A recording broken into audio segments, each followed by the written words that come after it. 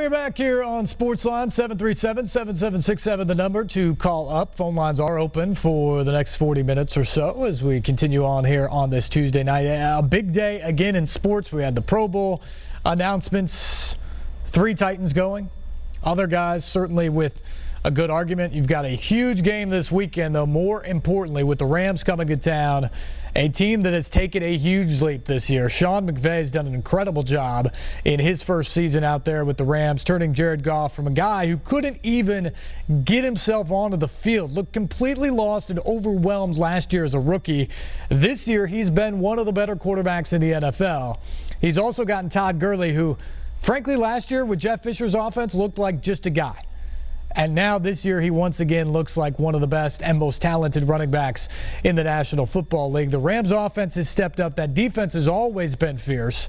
And so that's what the Titans have to deal with this weekend. A noon kickoff over at Nissan Stadium on Christmas Eve day. Can they pull this one off? They're 9-1 in their last 10 home games. Can they rise to the occasion either against the Rams or in the final week of the season against the Jaguars for the second time this season and get themselves to the promised land? As you break it down, I don't have the exact numbers from one of those playoff stat machines out there. But essentially what you're looking at for the Titans right here with these 2 games left against teams that are going to be in the playoffs, you're going to have to prove it. If you win them both, it's virtually a lock, 100% that the Titans are going to be in the playoffs. Win 2, you're in. Lose them both, it's almost a certainty you're out. So lose 2, you're out. If you go 1-1 right in the middle, it's going to be about a flip of a coin. Right now, the Titans have the tiebreakers against Buffalo because of the AFC record overall within the conference. They have a tiebreaker against Baltimore, who also has an 8-6 record because of their head-to-head win here in Nashville earlier in the season. That's a great place to be, but those teams are going to win down the stretch of the season, at least you would think, given their schedules. At least 1 game, if not 2, Baltimore should be favored in both of their games. So the Titans are going to have to win a game themselves to put themselves in a position to get into the playoffs. Call us up. What do you think about their chances to win at least a game here in this stretch and have that opportunity? 737-7767 is the number. Let's say hello to Joe. Joe, good evening. You're next up here on Sportsline. Good evening to you. I don't know if it's coaching or what, but it just, I'm a fan of Henry's, and going into in the third quarter, they said that Henry had carried the ball 1 time. Yep. One time they had a 3rd and 1. On up into the game, probably in the third quarter, and they had Murray in there, and he couldn't get it. I don't know that Henry could, but I don't know why they're not splitting time with him, but I'd like to see them half and half. You run one series, the other guy runs series. They're wasting a great player, and I think the secondary had a terrible game. Every time they showed up the other team, and when they catch a ball, it was 3 or 4 yards, and I guess they were running the zone. But it just wasn't working for me. What do you think about that? Oh, I think the secondary was awful. I think it was the worst game of the year for the secondary on Sunday. Part of the problem is Logan Ryan hurt his ankle earlier in that game, and so he was out. And so you're playing everybody essentially up a slot then in your secondary, and they just got victimized. Adoree Jackson had his worst game of the year. LaShawn Sims didn't play very well. Bryce McCain didn't play very well. It was just a bad day all around by the secondary. There were mistakes in man coverage. There were blown coverages in zone coverage. The tight ends abused the linebackers. It was just bad. It was a bad matchup, and they didn't play well. There's no question about it. Your other point about Derrick Henry is interesting because I think a lot of people bring it up. Why are we not seeing Derrick Henry more? And it goes back to him being such a great player at Alabama, win the Heisman Trophy. People around here really know who he is and expect so much out of him. I think we should see Henry more, and I think at times this year we have when they've truly gotten their offense. Specifically to what you're talking about on Sunday when he had 1 carry in the first half, they only ran the ball, I believe, 7 times in the first half of that game.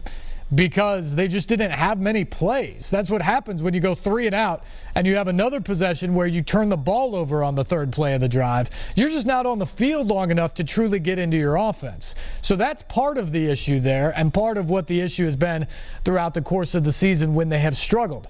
The other interesting thing, though, when you talk about those two guys is, while I think they feel they're relatively interchangeable as running backs, DeMarco Murray, is the vastly better pass catcher out of the backfield. And he's also a guy they trust much more in pass protection when they need him in the game. So you can have Murray in the game in more packages and in more opportunities, which then gives him more opportunities. I think they just have more faith in him to do everything right now than they do Derrick Henry. Henry is just sort of strictly a running back for them at this juncture of his career. At some point, I expect that to change, but right now that's where it is.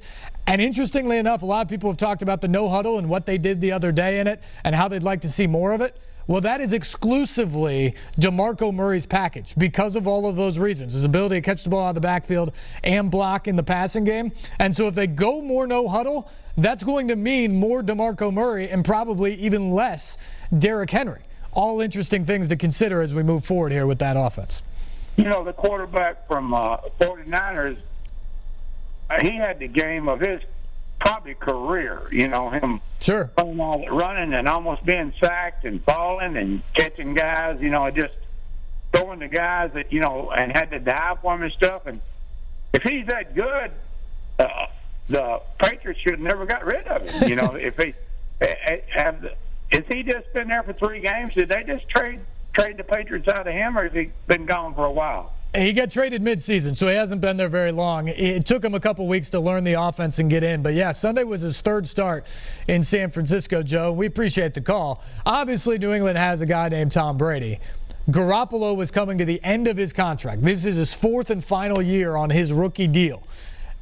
And so if they would have held on to him at the end of the year, they would have lost him for nothing at the end of the season because Tom Brady's planning on coming back next year. And so Garoppolo's going to go someplace where he can play. So here was their opportunity mid-year to make a trade and get something back for him. Make sure that he didn't disappear for nothing. And you're right. I think he looks like a really good quarterback. 3 games in, he's 3-0. When he played in New England, he looked good. He looks really good right now on a San Francisco team that had won 1 game before he was their starting quarterback 3 weeks ago. Now they're 3-0. With him under center. There's a lot of excitement in San Francisco for Jimmy Garoppolo, and that is a huge reason why. Back to the phones we go. Let's say hello to Ulyss. Ulyss, hello. Hello. How you doing? Go ahead. You're on the air. Glad tonight. If the Titans win out, we have a good chance to have home field advantage, and all depends on what the teams do in the playoffs. What about home field advantage? I lost you there for a second. I said if the Titans win out, we'll have a good chance to have home field advantage, or we'll have to wait and see how the other teams do in the playoffs. It'll depend. Probably the best the Titans can do right now is the wild card because Jacksonville goes to San Francisco this weekend. Now, maybe Jimmy Garoppolo goes crazy on them too and the Niners can win again. And then Week 17, provided the Titans win this weekend against the Rams, would come down to the division. And the winner of that game would win the division and have home field advantage in the first round of the playoffs. But assuming Jacksonville goes out to San Francisco and takes care of business, they're favored to do so. That would mean Jacksonville wraps up the division this weekend, and then you're just playing to get in. Just getting in as the wild card as the 5th or the 6th seed at that point. So at the moment, the goal for the Titans is just get to the playoffs. Home field advantage, they're going to need a little bit of help. All right, then. Have a nice Christmas. All right, you too. Merry Christmas, Ulyss. We appreciate the call. Appreciate all the calls here tonight. We'll take another break. We will come back. Phone line's wide open now, by the way. 737-7767, the number. Call us up. Be a part of the program tonight. And when we come back, we'll continue our Titans discussion. Go inside the locker room after Sunday's loss in San Francisco as well. This is Sports Line on NewsChannel 5+.